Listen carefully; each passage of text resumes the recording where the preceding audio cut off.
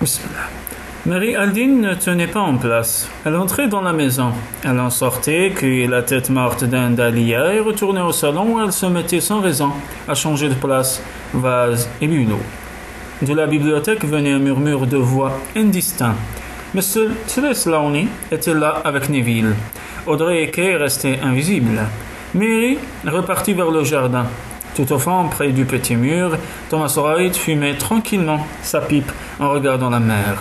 Elle alla le rejoindre et s'assit auprès de lui, en poussant un profond soupir. « Qu'est-ce qui ne va pas ?» demanda Thomas entre deux bouffées.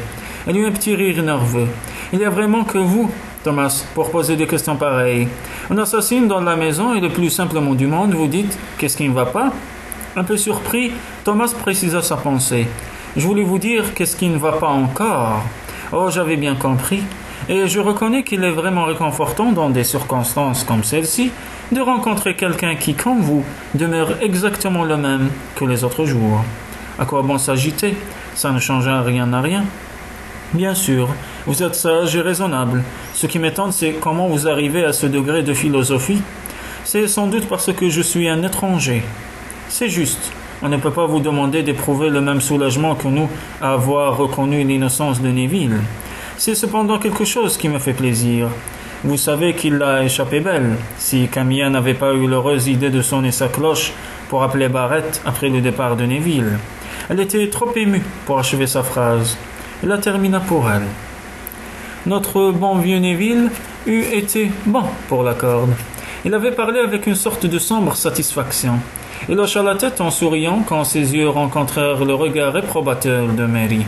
« Je ne suis pas tout à fait dépourvu de cœur, expliqua-t-il, mais maintenant que Neville est rassuré sur son destin, je ne peux pas m'empêcher de ne pas être mécontent qu'il ait eu chaud. Il est toujours si satisfait de lui-même.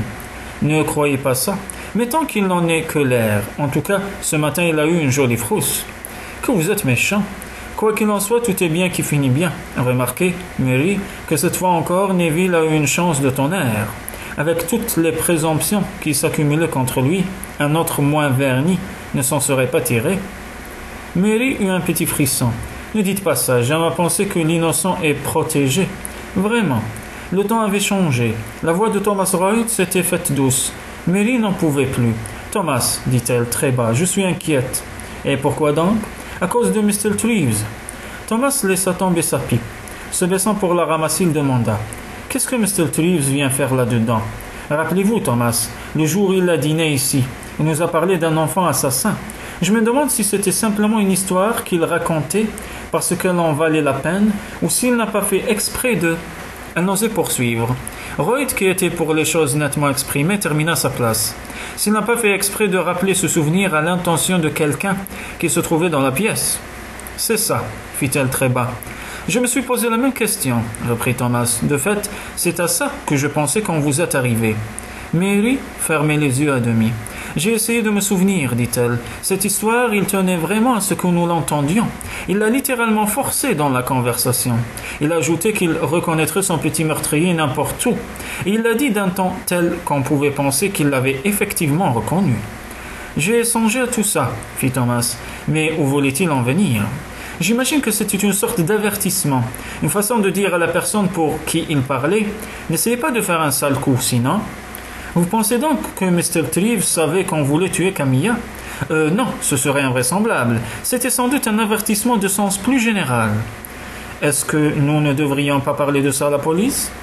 Thomas réfléchit longuement avant de répondre. Non, fit-il enfin, car nous ne savons pas si cela a le moindre rapport avec l'affaire. Si Treves vivait encore, ce serait différent. Il pourrait donner des explications, mais il est mort. Et mort de façon bien étrange. Il la regarda. Étrange, une crise cardiaque chez quelqu'un qui a une maladie de cœur ? C'est à l'ascenseur que je pense, Thomas. Cette histoire de panne ne me plaît pas. Je crois bien, Mary, dit Thomas, que là-dessus, je suis complètement de votre avis.